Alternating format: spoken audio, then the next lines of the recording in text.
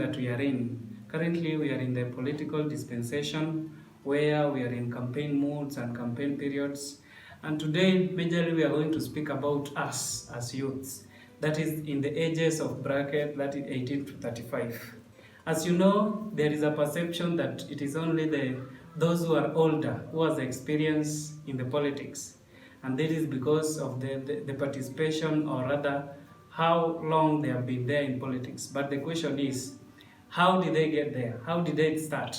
So what we know is that they also started as youths or a young person at any age that he started in. So today we are looking at, despite making up more than half of the population in many countries, the youth people, that is ages 18 to 30, often found themselves marginalized from mainstream politics and decision making. I hope you are aware of that. So they struggle to gain respect of public officials. They are seen as lacking skills and experience. So imagine we elect them, and then after that we start chasing for these services, and in the payback, they see us as we lack experience and also skills. So this leaves youth with both idle and frustrated status quo, where you are not participating in that decision making to improve your life. So today, this is the question. Do Kenyan youthful politicians represent the young? Because if we look at the bigger picture, we are seeing that most of the youth politicians who have made it to positions of power are relatives or sons to the powerful politicians, or rather former politicians. What we are seeing here is that most of the youthful politicians who have made it to the positions of power are relatives or sons to the wealthy, powerful politicians who are the formers. So they owe their post to either wealth, powerful connections left by their kin, or sympathy votes after sudden demise of their kin. So these people do not represent the young people of Kenya accurately. So that is why I say that in this channel we want to argue. So if you have your comment rather than that, kindly just put it on the comment box and let us know your views against that. Number two, as we can see that the youthful population is rather more than half the population. Like in Kenya it is 75%, but remember it is only 6.5% that is represented in the political arena. So can this one really represent us fully? Because we have grievances. So that's another question. So that takes us back in 2007. Both PNU and ODM promised to bring women, youth, and disabilities, those with disabilities, in power, but this has not been seen. In fact, 40 plus are doing so. 40 plus means that those people who are ages 40, they are the ones who are being taken there. So I'm asking, are these the youth bracket? Because we are seeing that in Kenya, the legal youth bracket is between 18 and 35. So the trend with political parties had been to form youth wings that are parallel but not integrated into the mainstream of party. So what can you say about that?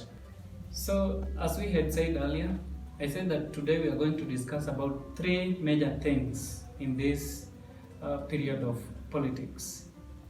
The role of the youths, challenges that we are facing as youths, and number three, the remedies and what we as youths should do at least to get engaged and to participate in our future.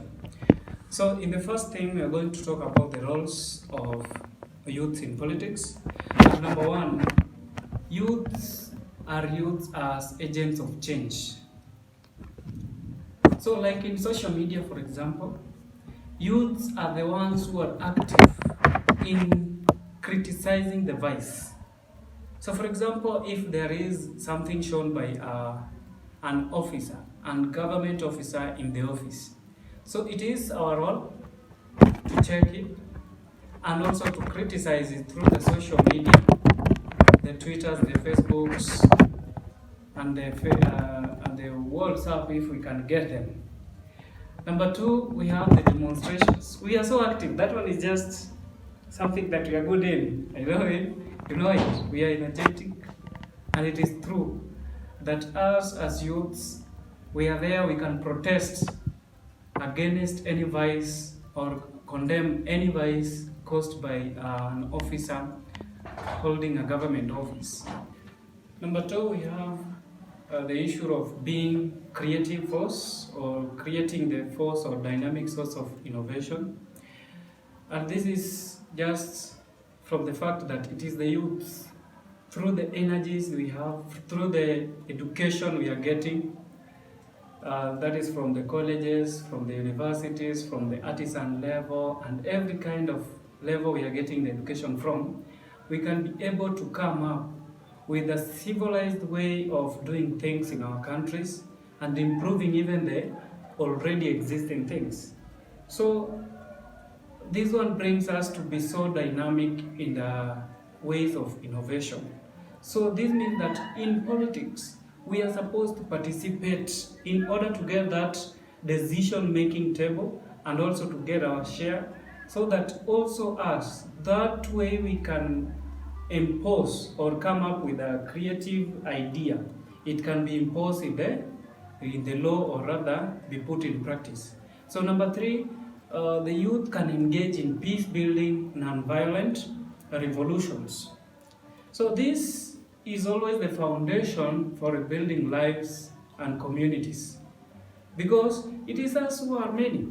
Because as earlier I've said that youths are more than half, 75% in the population in most of the countries. So therefore, if we come out to condemn a vice, or rather to change something, it will become effective because we are so many. So this one is a very major thing and role that the youth can play in politics, and it can really change our ways of doing things and even our ways of running and the future lives of our youths. So number two, we are going to go for the challenges facing youths. Our main challenge as youths in our nation, and most of the nation, is the issue of only being visible during election nearing period, where during this period and time, the term youths, currently they are adding Mama Mboga. It is getting into the ground. But during the post-election, we are not hearing the term youth, meaning they don't have our agendas, they don't have our futures at hand as they are entering into those offices. So it is a very vital challenge, and it's a very major challenge that we are having as youths, because during non-election period, we are not in the heads of our leaders. Number two, we have lack of support. And the support is both moral and financial, because these leaders, the politicians who are holding offices in our representations, they are those guys who have personal interests. We have so many of them having personal interests, and sometimes I laugh because number one, you find that somebody is having that issue of youth support during campaigns and during elections period, but after being elected, this goes away. You find them sponsoring sports, they are giving us handouts, but after getting whatever they want, they disappear completely. In our leaders, we are having some shortages on the role model. Now this one makes me sometimes to laugh, and particularly looking at our national house, the parliament. We are seeing these guys, they are people who we give them that respect, we adore them with our future, like they are the ones planning for our running, our life flow. But we are finding that these guys are showing little or sometimes no moral at all. So what we are looking up to as youth is becoming a demean or something that is not there. So there is nobody who you can look at and say, maybe I want to become like this one. Because you find them fighting, you find them abusing each other. So we are lacking that role model in our system. And number 4, we are having this one as a problem that is coming from us. We are lacking that focus on ideologies, and rather we are focusing on popularity, where you are seeing that this person is popular, therefore he is gonna win the elections. No, that is why I sometimes agree with the government and also thank them. We have been given that mandate to give these people that go ahead. That is through voting, through elections. So we are finding that sometimes looking at them with the popularity eye is messing us, because we are going into electing those people who have no ideologies that will help us. So that is why this one is becoming a challenge. Focusing on popularity is a major challenge sometimes in our country, and specifically during this period of election. So guys, let us focus on ideologies. Let us try to check in. Let us sit down and discuss what are the objectives, what are the manifestos of this politician. Are the manifestos going to help our community and the society? How is it going to change your life? So another one is on the sophism, or rather sophist. We are too sophist sometimes as youths.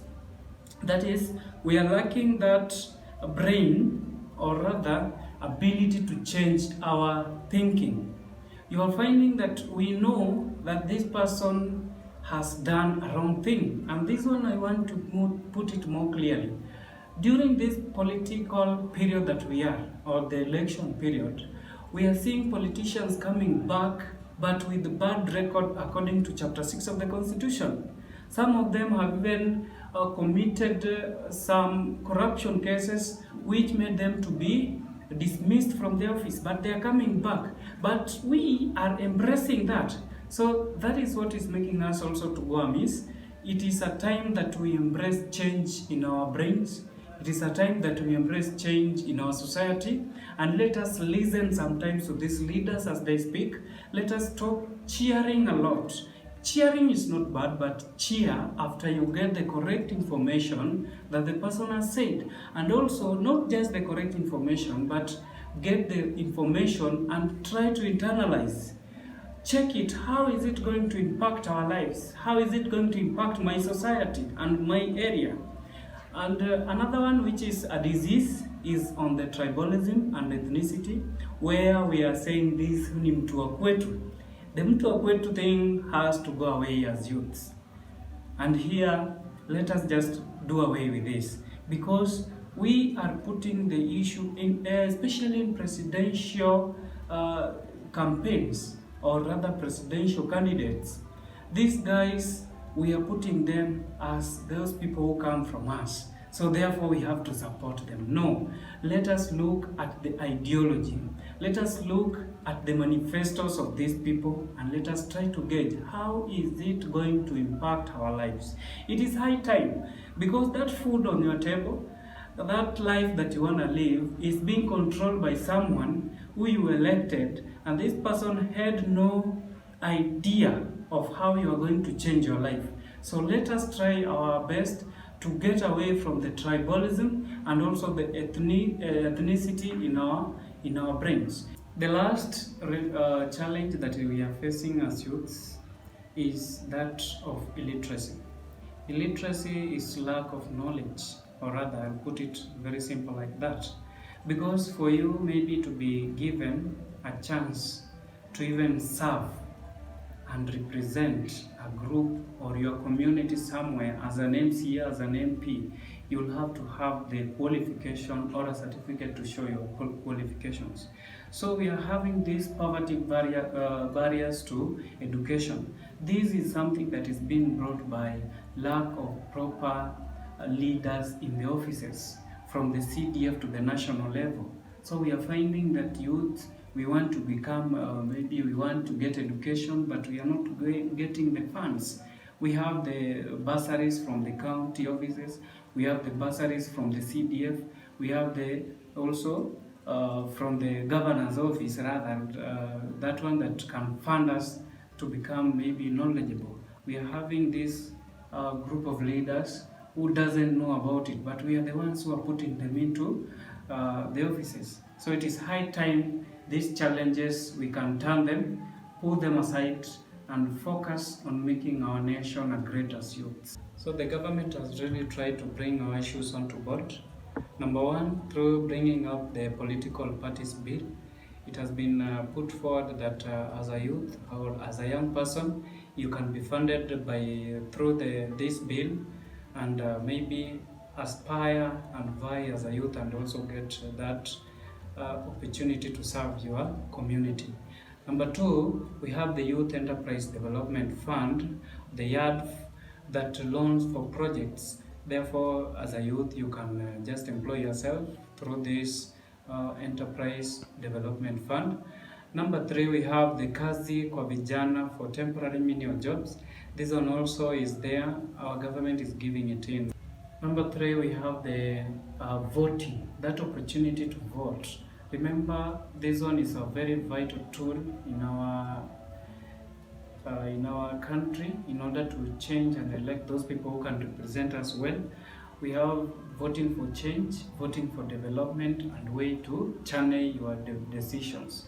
And lastly, we are seeing even the organizations like the World Bank coming into connection with our counties, like for example the Baringo and the Marakwet, the Elgeyo Marakwet, coming up with the World Bank to initiate a youth-centered enterprises. So this one is a way of being incorporated into public participation and budgeting. So this is also something that is helping us to get into this decision-making table. For a long time as youths, we have been seen as the pawns to be used to fight the political enemies. Our votes have been seen as for the purchase, and also it has been that we have been seen as lack of skills, that we are lacking skills and also experience. But it is high time we show them that that one was a cultural factor, but currently we are going into a situation where as youths we are going to have poignant issues being put forward for us to develop. So it is very open that unless you are disqualified under clause 2, you can be able to vie for an MCA. And for a good youth should start from that level where you serve your community, your society, before you go to another level. So lastly, remember, siasa mbaya, maisha mbaya. So as we are in this political period as youths, let us not be used. Rather, let us reason out and think.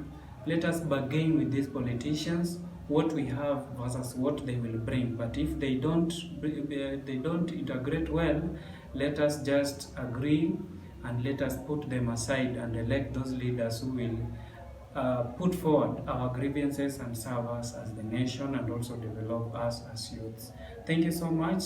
Just take your time, 1 or 2 seconds, subscribe to our channel and help us grow. Also give it a thumbs up if you see that it has something like a lesson. Thank you so much for today.